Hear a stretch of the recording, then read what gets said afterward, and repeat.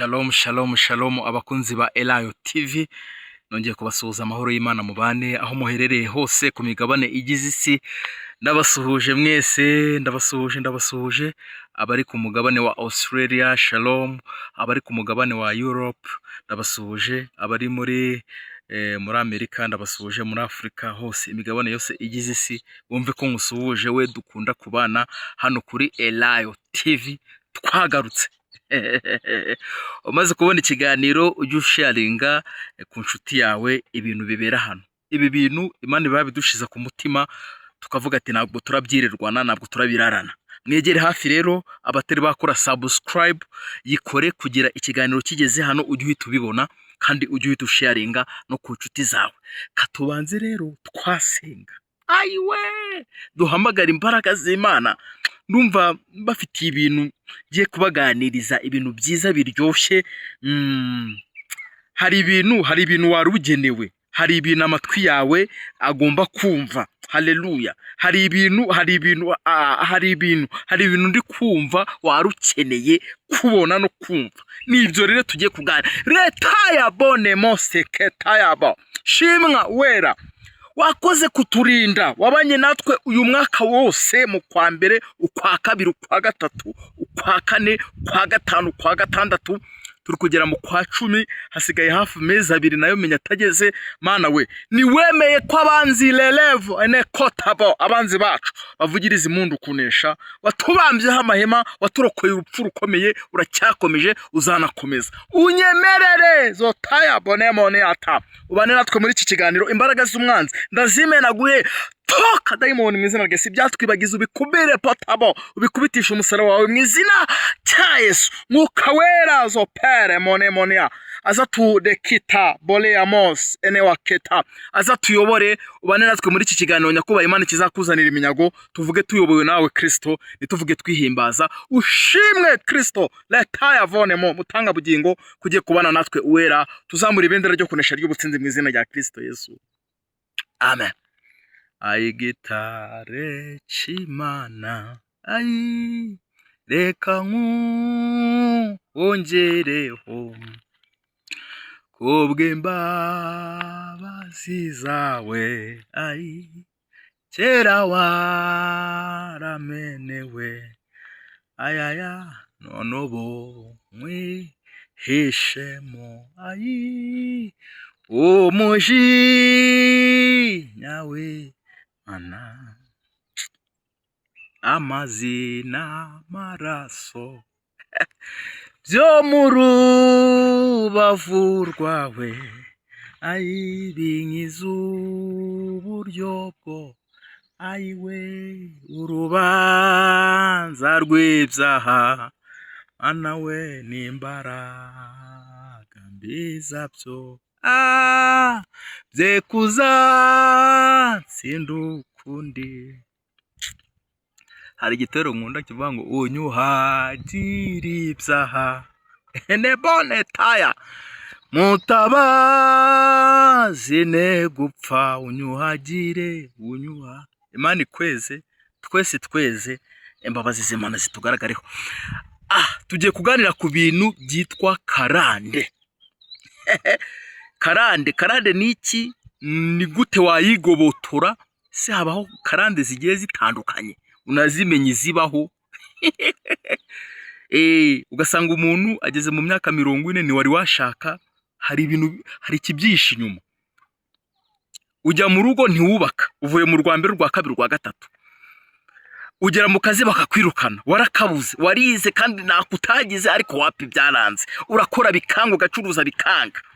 Hari abantu baba baragiye bavugiraho amagambo, abasogokuruza abande. Ibyo byose tugiye kubisobanukirwa. Karande ni iki? Nize karande ziba ziri kuturwanya, ni gute ene kotabo nayigobotora?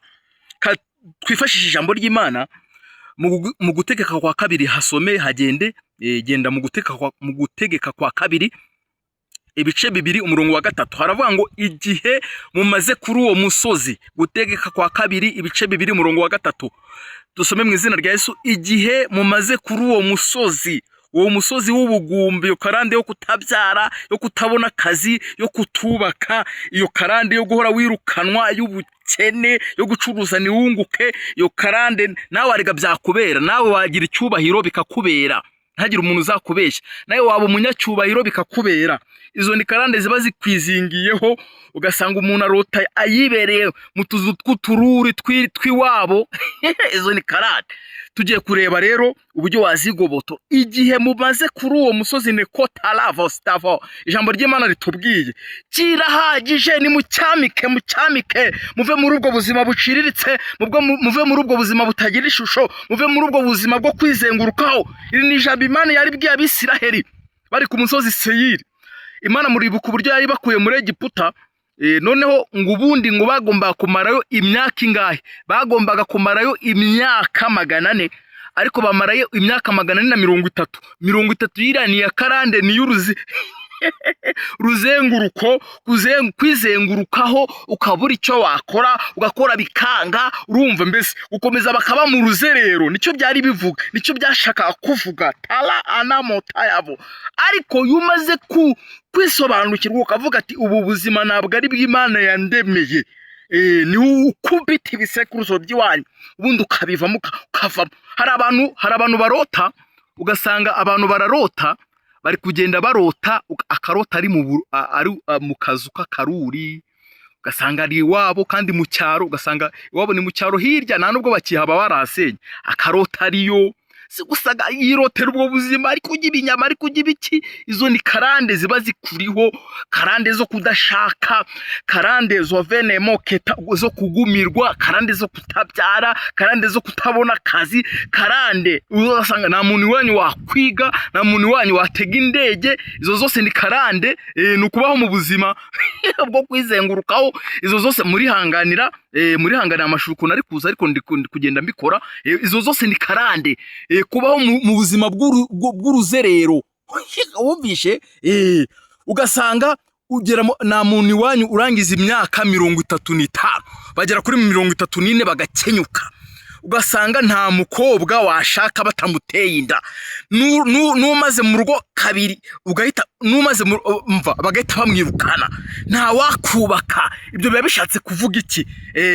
Hari abantu rero ugasanga wabanaga n'abasugokuruza bawe cyangwa abatubanjirije, akaba hari ibintu bagiye bavuga mu mandwa zabo, cyangwa muri za Jyangombe, cyangwa mu byo guterekera. Baravuze ati uyu mwana nashaka, nazubake, niyubake, nazaheke, naheka, umva nazabeho. Ugasanga bagiye bagutongera ubwo buzima, azaba umukene, nazaba umuntu ukomeye, ntazige. Ibyo ugasanga bagiye babituvugaho, none ugasanga biri kutugiraho uruhari. Ugasanga tala wala bonemo, ariko dufite Kristo ushobora byose. Hari abantu bajya bavuga ngo uyu umuntu ari muri Kristo Yesu ngo ababaye icyaremwe gishya. Nibyo ndabyemera, ariko hari ukundi guhishurirwa, tuba tugomba guhishurirwa Kristo, tukamenya n'ibintu biduhiga. Ibi bintu udasenze bino bya karande, umva ko wabuyera ugasanga uri kubaho mu buzima bw'uruzerero, ubuzima butagira ishusho, ubuzima bwo kwizengurukaho. Ariko iyo umaze gusobanukirwa, hari abantu barota karota uri kumwe n'abashangazi wawe kwirukangaho wa kera kandi atanakibaho. Urumva? Ugasanga urota uri mu marimbi, ugasanga urota uri mu buzu bw'ubururi, ugasanga urota uri kumwe n'amasekuro, ugasanga urota mbese uri muri bwa buzima, uri mu buzima bw'uburetwa. Abisirayeli nabo bari mu buretwa, ariko barisobanukirwa ati Imana yatubwiye imyaka tugomba kuniha. Imana yumva umuniho. Ibi rero utanishe umusenge bikomeza bikakotamaho. Ni gute umuntu yakwigobotora rero ubuzima bwa karande? Kubona utajya mu kazi ngo ukore nk'abandi ni karande bikuriho. Kubona ucuruza ugahomba ntagire icyo utahana abandi barungutse, ugasanga kubaka byarakunaniye, iwanyu uhatwariye inda ya kabiri, ugasanga gukizwa byarakunaniye, ugasanga de coste cotabone mosi devo enemo. Ni ibintu biba bituruka mu miryango y'iwanyu, kumurota izo nzozi zose zipfuye, ukarota uri gusambana. Nibyo baba bagutongera ati uzabeho mu buzima bwo kwangara, bwo gusambana. Ariko iyo umaze gusobanukirwa ukavuga ati Kristo, namaze kumenya yuko muri Kristo Yesu ibi bintu bitagomba kungiraho uruhari, ugasenga. Abyumvishe? Icyambere gituma wigobotora karande neza ni ugusenga, kandi ukajya mu bintu by'Imana neza. Abyumvishe gusenga ukajya mu bintu by'Imana neza ugakizwa neza, niba ari icyaha ukihanira kureka ukajya mu bintu by'Imana neza. Ikindi ni amasengesho y'urudaca ugomba gusenga. Hari abantu hari ukuntu kera umuntu yaryamaga ugasanga uraryamye kandi uri kureba aho umusego uba, ugasanga uzindutse uri kureba mu mirambizo. Izo ni karande. Ukumva umuntu ari kwivugisha kumva umuntu ari kwivugisha amagambo atabaho n'ibiki byose, zanzozi urarurota z'ubusambanyi, zanzozi ukabona abantu bari kukwirukangaho iki, ukabona bari kukuraha mu rwobo, ibyo byose ibyo bidafite ishusho. Ugasanga uri muri Amerika ukarota wibereye mu cyaro aho Imana ibiri gushaka kukurabura kuri mu buzima bwa karande. Ugasanga uri kumwe n'abasogokuruza biwanyu, ugasanga bari kukwirukangaho, ugasanga bakomereye nabi, bakakwirukangaho n'imipanga. Menya uburyo ugomba gusenga, uvuga ati ngomba kwigobotora karande. Hari karande zituma umuntu atajya mu ishuri ngo yige. Hari karande zituma labo enevo eketa utacuruza ngo wunguke n'uguhomba gusa. Karande zituma utatega indege, karande zituma utagura imodoka, karande zituma naterambere utaba umuntu nawe ukomeye. Karande ugasanga zaragukurikiranye ni ibintu bagutongerenga, azakene, azasabirize, azangare, nazaheke, nazabyare, ku myaka 30 n'ingahe azapfe. Ugasanga abana bari gukenyuka. Ni karande topada bonemon. Umuntu azigobotora ute? Nugusenga ukajya mu by'Imana neza, ukihana ukatura ibyaha byose n'ibisana byo, ugakuraho ibyaha byose, ugakuraho ibyo wakoze kera, kumwe mwagiye mu bapfumu ukatura n'ibyubu. Ubundi umukozi w'Imana bisigiwe. Nanjye ndabafasha nkabasengera, humvishe Imana ikagukura muri zo karande, muri ubwo buzima bwo kwizengurukaho. Abisirayeli bari barizengurutseho, bamara ku musozi Seyiri igihe kirekire, ariko Uwiteka arababwira ngo igihe mumaze kuri uwo musozi, nawe igihe umaze kuri uwo umusozi erebone kita, kubura urushaka uburyo ni karande, uko kudashaka ni karande, nezevo tabonemos, kubura abana izo ni karande, gucuruza ntihagire ikigenda, kudakizwa neza, izo nzozi z'ubusambanyi ni karande ziba zikikugendaho. Hari abantu baba barabatongeye ngo bajye baryamana na basogokuruza n'abande bose, ugasanga ni bidayimoni byirwa ropata bonemo. Iyo umaze kwisobanukirwa kumwe urota uri kuruka ibintu bikanga gushirayo, izo ni karande, izo ni karande. Ukarota uri kwituma bikanga gushirayo, izo ni karande. Iyo umaze kwisobanukirwa rero ukajya mu by'Imana neza, ukatura icyaha n'igisa nacyo, ubundi ugasenga. Yesu yaravuze ngo umudayimoni nakurwaho n'ikindi uretse gusenga no kwiyiriza ubusa. Ukazajya uniyiriza ubusa, ugasenga amasengesho mu bicuku bya nijoro, ugasenga ukajya mu by'Imana neza. Imana igukura muri ubwo buzima, nawe agacuka Uwiteka ko gutabarwa kakakura, izuba rikakurasira, ugashaka. Niba ari urushako, niba ari kubyara ukabyara, niba ari ugushyingirwa ugashyingirwa, niba ari urupfu rukakuvaho, niba ari ubwo buzima bupfundikanye ukabuvamo, ukava muri ubwo buzima bwo kwizengurukaho, ukava muri ubwo buzima netobestavo bwo gusabiriza, ubwo buzima butagira ishusho. Nawe zakubera igihe umaze kuri uwo musozi, iryo jambo narikuzaniye kirahagije cyamika. Ba muri ubwo buzima bw'uruserero, ba muri ubwo buzima tobene motabo bwo kudakizwa, ubuzima bw'ibyaha buvemo mu izina rya Yesu.